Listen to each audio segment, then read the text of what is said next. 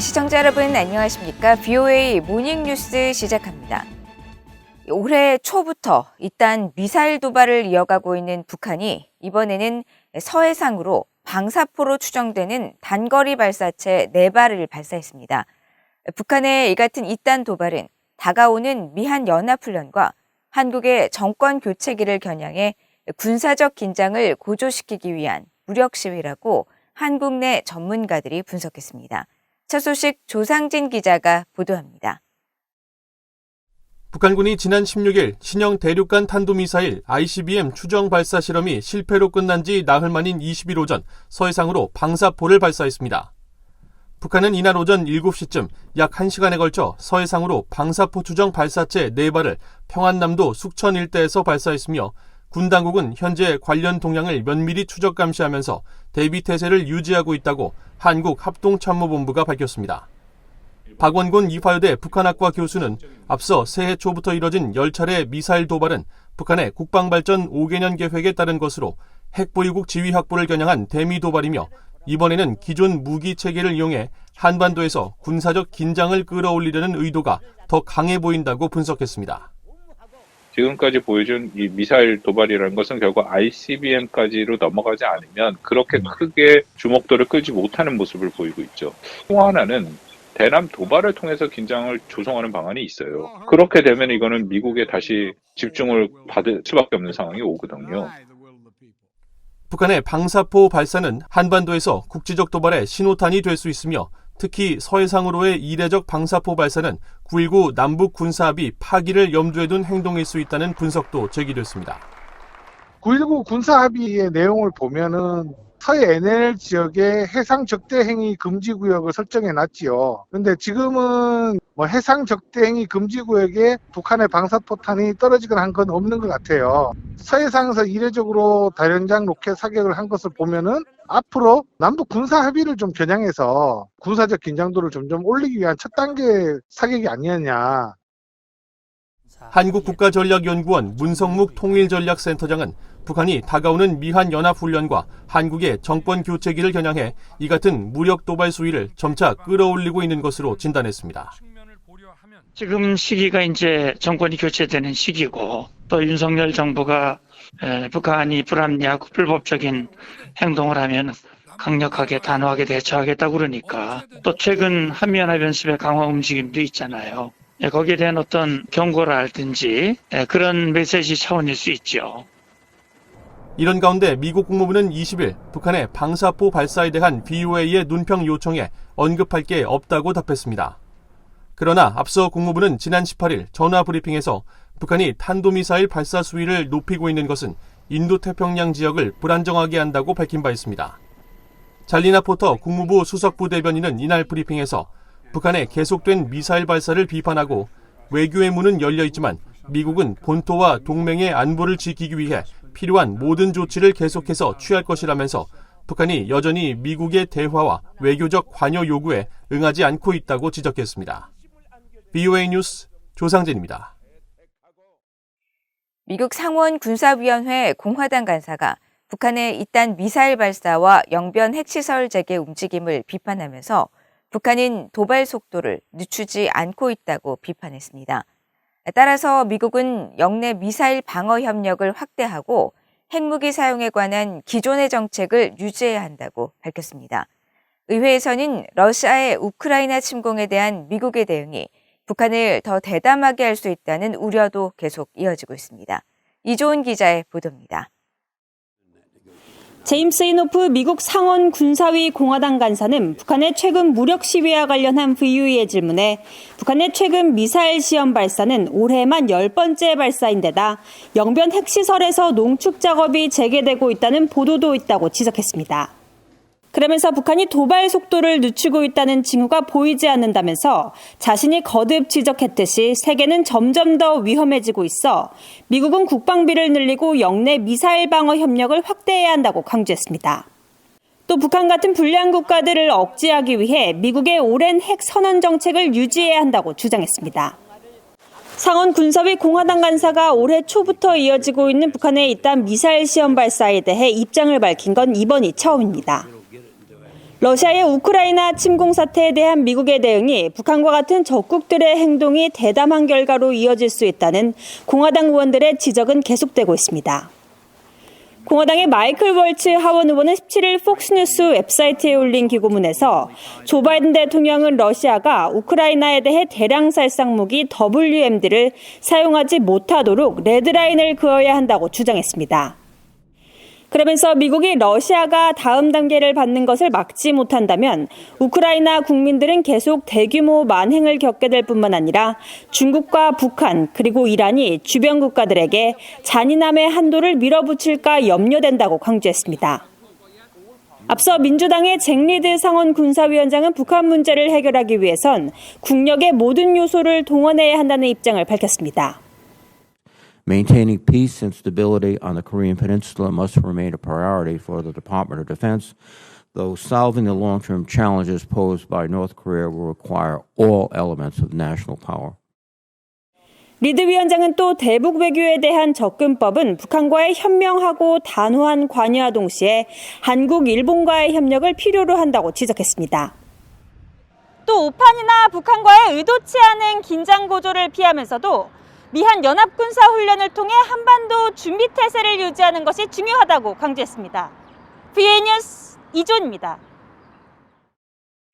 미국 국방부가 적의 위협에 대응해 6회 공군 각군의 정보 수집과 또 지휘 통제 체계를 하나로 통합하는 합동 전 영역 지휘 통제 시행 계획을 승인하고 북한의 위협도 새 체계에서 다뤄질 것이라고 밝혔습니다. 미국 국방부는 최근 보도자료를 통해 캐서린 힉스 국방부 부장관이 합동 전 영역 지휘 통제 시행 계획에 서명했으며 마크 밀리 합참 의장은 이번 승인을 통해 적국과의 경쟁에서 정보 공유와 의사결정 속도를 높여 특정 위협에 대처할 수 있는 모든 능력을 신속히 발휘할 수 있도록 할 것이라고 밝혔습니다. 미군의 합동 전 영역 지휘 통제 체계 수립을 담당해온 데니스 크롤 미국 합동참모본부 통신참모는 지난 18일 브리핑을 통해 미국 전투사령부가 제기하는 모든 위협은 합동 전 영역 지휘 통제 체계에서 다뤄지게 될 것이라면서 북한 등 한반도에서 벌어지는 위협도 다른 지역과 마찬가지로 동일하게 다뤄질 것이라고 강조했습니다. 또 한국군도 해당 전투에서 전투병과의 필요에 부응하고 시적절한 정보를 받을 수 있도록 현대화에 동참하고 있는 파트너 중 하나라면서 한국군 역시 미국의 합동 전 영역 지휘 통제 체계 범위 안에 있다고 설명했습니다. 북한의 화학무기 시스템은 여전히 위협적이며 유엔과 주변국 등 국제사회가 북한의 화학무기 해체를 위해 더 적극적으로 나서야 한다는 지적이 제기됐습니다. 국제 민간단체인 핵 비확산 핵 군축을 위한 아시아태평양 리더십 네트워크 APLN은 최근 발간한 아시아태평양 화학무기 관련 보고서에서 혁신적인 전쟁 기술과 억제 방안 등이 계속 나오고 있지만 화학무기에 대한 위험은 여전히 존재한다면서 북한의 화학무기 보유에 주목했습니다.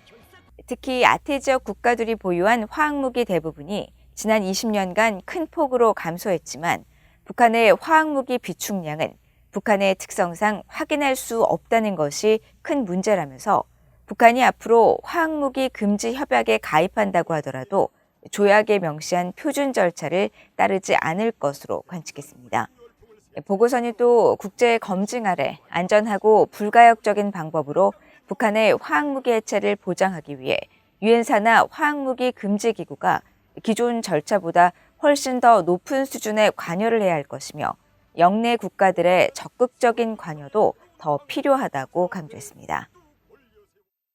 북한의 가상화폐 해킹 건수와 탈취 금액이 증가하고 있으며 지난해 4억 달러가량의 가상화폐를 탈취했을 것으로 미국 가상화폐 분석 회사가 밝혔습니다.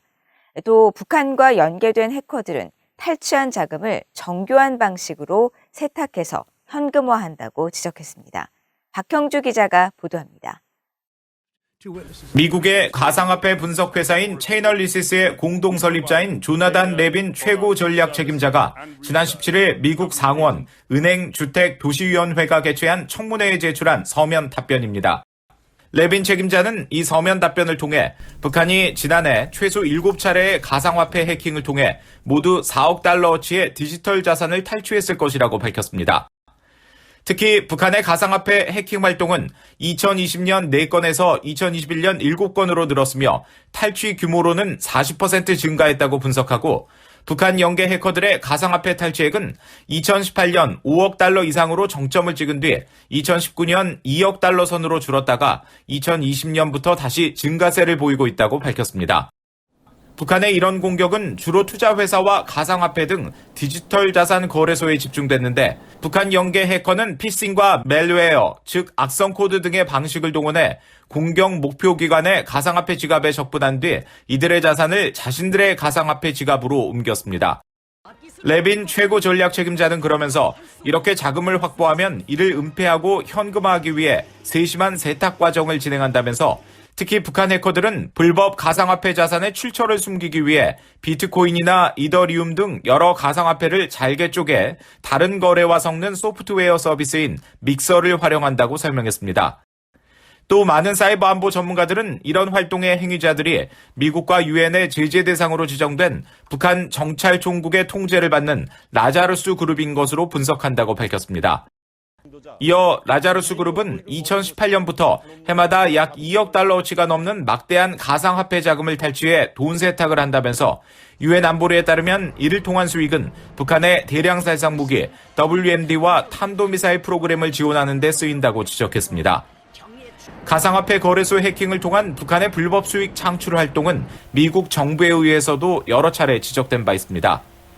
미국 국가안보국 NSA 사이버보안부서의 닐 지링 기술국장은 지난 2월 민간단체가 주최한 세미나에서 북한이 정권을 위한 수익 창출 수단으로 여러 형태의 사이버 범죄에 과도하게 열중하고 있다고 밝혔습니다. 또 재무부의 월리 아데에모 부장관은 지난해 11월 체이널리스가 주최한 행사의 화상연설에서 북한의 행위자들이 금융기관과 미국 회사로부터 13억 달러 이상의 법정화폐와 가상화폐를 훔치거나 탈취했다고 지적했습니다. VOA 뉴스 박형주입니다. 한국 정부 내 주요 정보 관련 부처들이 최근 혼란스러운 국제 정세를 틈타 북한의 사이버 위협이 확대될 것을 우려하며 사이버 위기경보 단계를 격상했습니다. 한국 국방부는 21일 보도자료를 통해 국방 사이버 방호 태세를 현행 4급에서 3급으로 격상해 사이버 위협의 선제적 대응 태세를 갖추기로 했다면서 이번 조치는 러시아와 우크라이나 전쟁 국면에서 사이버 공간에서의 충돌이 지속되는 사태와 최근 반복된 북한의 탄도미사일 추정 발사체 위협이 사이버 영역으로 확대될 것을 우려해 이루어졌다고 설명했습니다. 그러면서 사이버 위협에 대한 정보 공유 등 민관군 간 공조를 강화하고 국방 사이버 자산에 대한 선제적이고 또 능동적인 감시와 점검을 통해 만반의 대비 태세를 유지할 것이라고 강조했습니다. 한국과학기술정보통신부도 이날 민간 분야 사이버 위기경보 단계를 관심에서 주의로 상향했으며 한국국가정보원도 한국의 공공분야 사이버 위기경보를 관심에서 주의로 상향 조정하고 러시아 경제제재 참여국 대상 사이버 보복과 차기 한국 정부의 정책자료 입수 목적의 해킹 시도가 빈번할 것으로 우려해 관련 조치를 취하게 됐다고 밝혔습니다. 이상으로 VOA 모닝 뉴스들을 모두 마칩니다. 시청해주신 여러분 고맙습니다.